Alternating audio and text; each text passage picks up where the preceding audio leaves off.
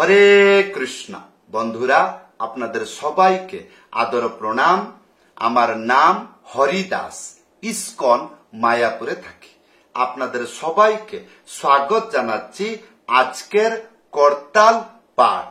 তাহলে বন্ধু, আজকে আমরা করতাল পাঠে কি শিখব? গুরুত্বপূর্ণ শিক্ষা।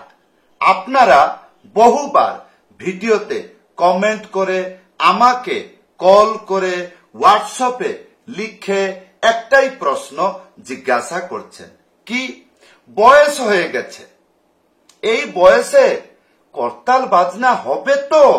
এইরকম বহুবার আপনারা ভিডিওতে কমেন্ট করে, আমাকে কল করে জিজ্ঞাসা করছেন। মনের উল্লাস, আমি শিখব।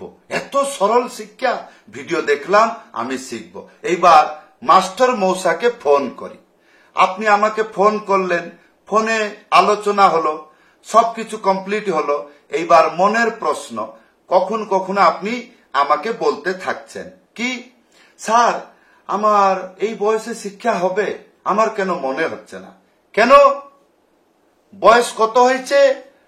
20 বর্ষ হয়ে গেছে, 25 বর্ষ হয়ে গেছে, 35 বর্ষ কমপ্লিট, 40 হইতে যাচ্ছে, 50 হয়ে গেছে, 60 হচ্ছে, 70, আমার তো 70 হয়ে গেছে, 80 বর্ষ হয়ে গেছে, কয়দিন পরে মরব।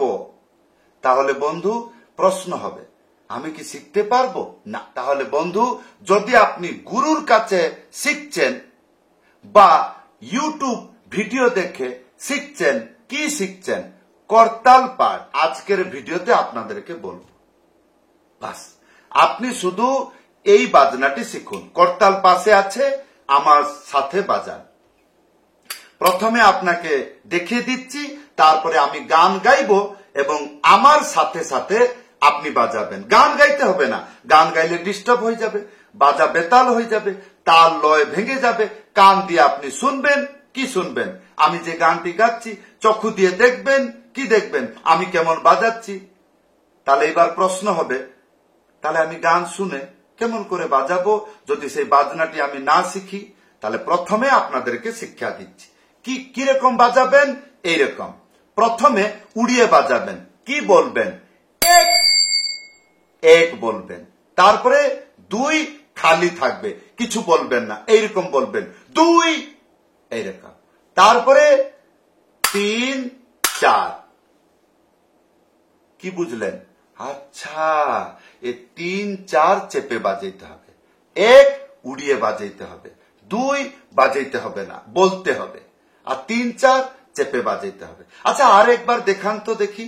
আচ্ছা, 1, তারপরে 2, তারপরে 3, 4 হলো। আর এটা লাগাতার বাজিয়ে দেখাচ্ছি, 1, 2, 3, 4, 1, 2, 3, 4, 1, 2, 3, 4, 1, 2, 3, 4, 1, 2, 3, 4, 1, 2, 3, 4 হলো। তাহলে আজকের এইটুকু মন্ত্র। এইবার আসুন, আমি বাংলার সকালে সকালে যখন নগর কীর্তন হয়, সেই নগর কীর্তন গাইয়ে বাজিয়ে আপনাদেরকে দেখাচ্ছি। তাহলে শুনুন, মঠ মন্দিরে রাজা মহারাজরা এইরকম ভাবে গায়। আমরা ছোটবেলা থেকেও মঠ মন্দিরে শুনে আসিছি। কি? তাহলে শুনুন।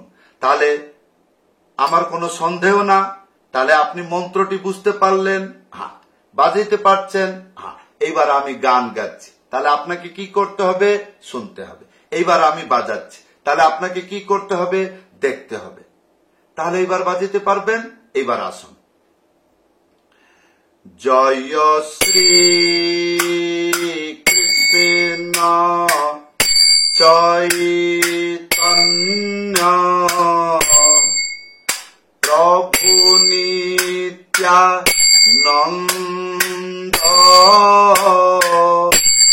শ্রী অদ্বৈত গদাধর শ্রীবাসাদি গৌরভক্ত বৃন্দ।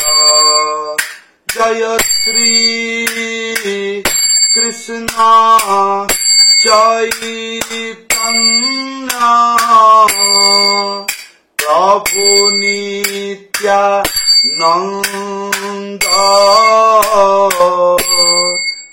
শ্রী অদ্বৈত গদাধর শ্রীবাসাদি গৌরভক্ত বৃন্দ।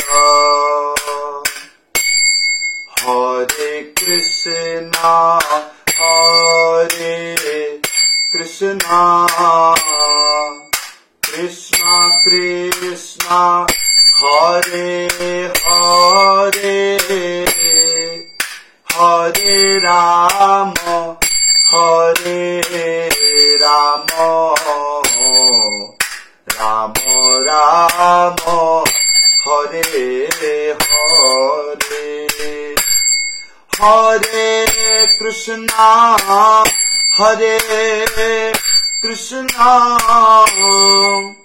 কৃষ্ণ কৃষ্ণ হরে হরে